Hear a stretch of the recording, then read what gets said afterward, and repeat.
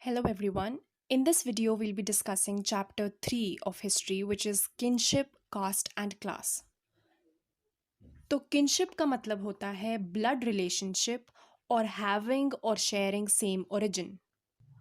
Caste के बारे में तो we all know that it is the social division of society into different groups. For example, if we talk about India, we have four main castes, which are the Brahmins, Kshatriyas, Vaishyas and the Shudras. इनके बारे में इनके origin के बारे में we will discuss in the later videos. Then when we talk about class, generally it means the division of society on economic basis. For example, we have the upper class, which is the rich strata, we have the middle class and we have the lower class, which is the poor section. तो अब इस chapter की जो duration है that is 600 BCE to 600 CE. तो अगर आपने chapter 2 की वीडियोस देखी होंगी that is Kings farmers and towns, तो यू वुड थिंक कि उस चैप्टर में भी तो हमने इसी टाइम पीरियड की बात करी थी. नाउ दिस इज़ बिकॉज उस चैप्टर में हमने बात करी थी the economic and political changes that were occurring at this time. However, in this chapter, we will focus on the social changes which occurred during this time period. The emergence of Janpads, Mahajanpads, or even the emergence of empires and kingdoms, along with trade and commerce, is the subject matter of chapter 2. However, in this chapter, we are going to solely focus on the changes which were introduced in the society, the division of society on the basis of caste, class, etc. तो if you've studied the second chapter, हमने उसमें discuss किया था कि economic और political changes को समझने के लिए हमारे पास बहुत सारे सोर्सेज हैं. फॉर एग्जांपल आर्टिफैक्ट्स हैं, कॉइन्स हैं, then we have the literary sources. However if we see जो लिटरेरी सोर्सेज हैं they are the most important source to understand these changes. For example the inscriptions. तो अब जब हम social changes की बात करते हैं उसके लिए भी हमारे पास जो मेजर सोर्स है वो है टेक्सचुअल ट्रेडिशंस या फिर लिटरेरी सोर्सेज. तो हमारे पास बहुत सारे टेक्स्ट्स हैं जिनसे हमें पता चलता है that what were the norms of social behaviour. लोग किस तरह से सोसाइटी में बिहेव करते थे, what practices they followed, what rituals they followed, etcetera. So in this chapter, we'll discuss about these texts and then draw a picture of the social and cultural relations which were existing at that time. In the end of this chapter, we'll discuss about the limitations of these texts या इनके क्या drawbacks रहे and then the relevance of these texts. So let's begin with the first topic. So the first topic which we have is the critical edition of the Mahabharat. Now, all of you must be familiar with Mahabharat. It is one of the richest texts of the subcontinent.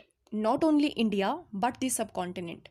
The subcontinent में आता है India and its neighboring states, for example, Pakistan, Bhutan, Nepal, Bangladesh, etc. तो महाभारत लिखी गई थी in the form of verses. तो verses का मतलब होता है छंद. That is something which is written in a rhythmic pattern or a rhythmic manner. जैसे कि हमारे पास poems के stanzas होते हैं which are written in a rhythmic fashion. They are an example of verse. तो Mahabharat contained more than 1 lakh verses. Further, it was composed over a period of 1000 years. So you guys already know that Mahabharat was the story of two warring cousins, which were the Pandavas and the Kauravas, and they fought over the throne of Hastinapur. तो अब जो महाभारत है, it directly does not lay down the norms of social behavior or even the practices which were to be followed by the people. However, as we study the text, we get to know that what were the social practices or the social behavior which was followed by the people through its central characters. That is, जो practices Pandavas और Kauravas practice करते थे या जिन practices को सही माना जाता था या गलत माना जाता था, उससे we get an idea of what was the public policy of that time. Now let's talk about the critical edition of Mahabharat, which was prepared under the guidance of V.S. Sukhthankar, which is mentioned in the book. तो critical edition का मतलब होता है when you talk about the merits of a particular thing as well as the faults of a particular thing. तो 1919 में under the leadership of sanskritist V S. Sukthankar एक project start हुआ to make a critical edition of Mahabharata. अब इसके लिए they started collecting the manuscripts of the text from all over the country. Manuscript का मतलब होता है डॉक्यूमेंट्स विच आर प्रिपेयर्ड और written by hand. So they started collecting the manuscripts of the text Mahabharat from different parts of the country. अब ये जो manuscripts थी they were written in a variety of scripts. This is because हर region के साथ जो उनकी language होती है, जो उनकी स्क्रिप्ट होती है, it varies. As a result, different countries में जो टेक्स्ट पाए गए of Mahabharat they were written in different scripts. तो अब इनको जो भी मैन्युस्क्रिप्ट्स मिली they started comparing the verses of these manuscripts. तो अब इनको जो ऐसे वर्सेस मिले which were present in all these manuscripts, जो कि वर्सेस जो थे जो कॉमन थे इन सभी मैन्युस्क्रिप्ट्स में, they compiled those and published those in several volumes.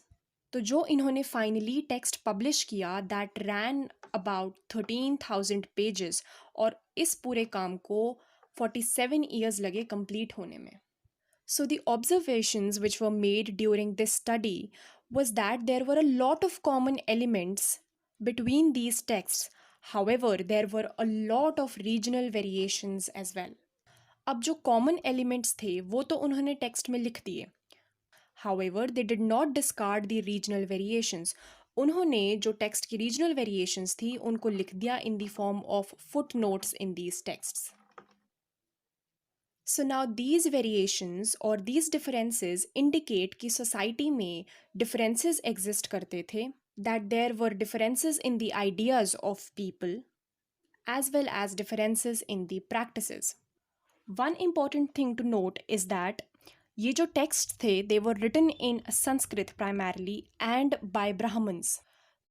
तो जब historians ने ये texts discover किए, they took these texts on their face value.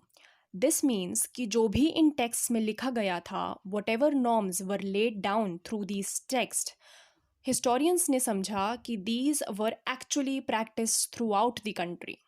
However, with later discoveries, as well as by studying other traditions which were written in other languages like Pali, Prakrit, Tamil, etc., historians got to know कि ये जो सांस्कृतिक texts थे, although they were authoritative, still, at times they were questioned and even rejected by other people. This is evident from the fact that there were regional variations in these practices, also from the fact that there were sometimes totally different or opposing practices existing among different strata of the people. So this is all about the critical edition of the Mahabharat. Now let's move on to the next topic, which is kinship and marriage. So the first subtopic which we have to discuss is finding about families. So now we've already discussed that kinship means blood relationship. तो जो familial ties होते हैं they are mostly based on blood. Mostly इसलिए because family can also be by way of adoption or through marriage. So Sanskrit texts usually use the term kul to refer to family. Then we also come across terms like gyati and vamsh, which in ordinary language is vansh. Both of these terms stand for lineage.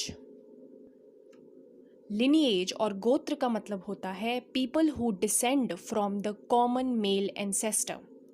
That is, वो लोग जिनका एक common male पूर्वज हो. Now one thing important when we talk about families, so it is easy to get information about the elite families. However, it is difficult to get information about ordinary people. Now this is because जो elite families होती थी या जो ruling classes होती थी, they had enough resources at their disposal to get accounts written about them as well as to preserve these accounts. However, common strata के पास ऐसा कुछ नहीं था. So now let's move on to the next subtopic, which is the ideal of patrilineal. तो पैट्रिलिनी का मतलब होता है when you trace descent from the father's side. So in the ancient times, the kinship relations, they were determined by this ideal of patrilineal and are even today determined by this ideal. आज भी हम जो decent trace करते हैं वो father की side से ही करते हैं. However there are certain exceptions to this as well. In exceptional cases में the descent is traced through the side of the mother and such relations we see are governed by the ideal of matriliny. अब जब हम महाभारत को consider करते हैं तो महाभारत ने भी इसी आइडिया को रीइंफोर्स किया है. दैट इज़ महाभारत से भी यही आइडिया स्ट्रेंथन होता है दैट उस टाइम पे जो सोशल रिलेशंस थे they were determined by patriliny. So Mahabharat, as we've already discussed, was basically a feud, or we can say a dispute over land and power between two groups, that is the Pandavas and the Kauravas, who belonged to a single ruling family, that is the Kuru dynasty. तो अगर हम देखें तो कुरु dynasty में भी जो succession था that was determined by this idea of patriliny. The idea being that the sons could claim the resources of their father when the latter died. So patrilineal में क्या होता है? The resources belong to the father. After his death, they go to the son. After his death, they go to the grandson, and so on. However, as already discussed, there were variations to the rules as well. अब जिन cases में sons नहीं होते थे उन cases में जो power चली जाती थी या जो रिसोर्सेज चले जाते थे they went to the brothers. जहाँ ब्रदर्स भी नहीं होते थे वहाँ resources used to go to the other male relations. And in some exceptional circumstances, we can see that even the women were given a share in these resources, or even the women, they exercised power. For example, in the previous chapter, we discussed about Prabhavati Gupta, who is the daughter of Chandragupta II. So she is an example of a situation or a circumstance where even women exercised power. So barring these few exceptional situations, जो major dominant idea था, that was कि social relations will be governed by this ideal of patrilineal. और ये जो idea था that was not only limited और unique to the ruling class और the ruling families but also among the lower strata of the people. Now let's move on to the next sub topic which is the rules of marriage. So in this topic we will specifically talk about the status of women. Now we've already seen कि जो society थी वो idea of पैट्रिलिनी से govern होती थी. So it is but obvious कि women को society में एक हायर स्टेटस नहीं दिया जाता था. लीव अलोन हायर, उन्हें एक इक्वल स्टेटस भी नहीं दिया जाता था when compared with men. So women they had no claim to the resources of the household. Further, it was considered extremely important that women had to be married at a right time and with the right person. The person के context में we see कि जो marriage होती थी that was always preferred outside of the kin. That is अपने group से बाहर. So such kind of a marriage is known as exogamy. Exo का मतलब होता है outside and gamy means to marry. So exogamy was the desirable kind of marriage as opposed to endogamy. Endo का मतलब होता है within and gamy means to marry. So endogamy is marrying within the same group or within the same caste. तो जो dominant idea था that was to prefer exogamy. Then Kanyadan was considered as an important religious duty of the father. So Kanya means girl and Dan means gift. So Kanyadan means gift of a daughter. So it was considered extremely important that the father fulfills his duty of Kanyadan. With the increased interaction of the people, with the development of towns and even rural areas, which we've discussed in the second chapter already, people started questioning the earlier beliefs and practices. So as a result of these challenges, Brahmins, they laid down codes of social behavior. तो ताकि ये जो लोग हैं ये इन practices को challenge ना कर पाएँ और इन प्रैक्टिसेस को फॉलो करें, ब्राह्मण्स ने टेक्स्ट लेट डाउन कर दिए जिनमें उन्होंने स्पेसिफाई कर दिया that this is the pattern और the behaviour which you need to follow. So these texts came to be known as Dharm Shastras and the Dharm Sutras. Now the difference between Dharm Shastra and Dharm Sutra I've already discussed in the previous videos, so I am not going into the details. So the thing which you need to know is that these texts, they had authoritative value. ऐसा project किया जाता था कि ये जो codes हैं, ये जो लॉ लेड डाउन किया गया है, इसकी यूनिवर्सल वैलिडिटी है. As a result of which it was expected कि हर कोई इन रूल्स को obey करेगा. This is also one way by which the Brahmins, they tried to exert their influence on other castes. An example of the law which was laid down in these texts is that there were 8 forms of marriages which were prescribed or which were recognized. So out of these 8 marriages, first 4 they were considered to be good, while the rest of them were criticized. So the marriages which were considered good are Brahma, Deva, Arsha, Prajapatya, and the marriages which were considered bad were Asur, Gandharv, Rakshas, and Pisach. Now let's move on to the next topic. So now the next subtopic is the Gotra of women. Now we've already discussed that people, they were classified on the basis of the Gotra to which they belong. तो जो हर गोत्र था वो एक वैदिक पंडित के नाम पे रखा गया था. All the people who belonged to one Gotra, they were considered to be the descendants of this Vedic Pandit.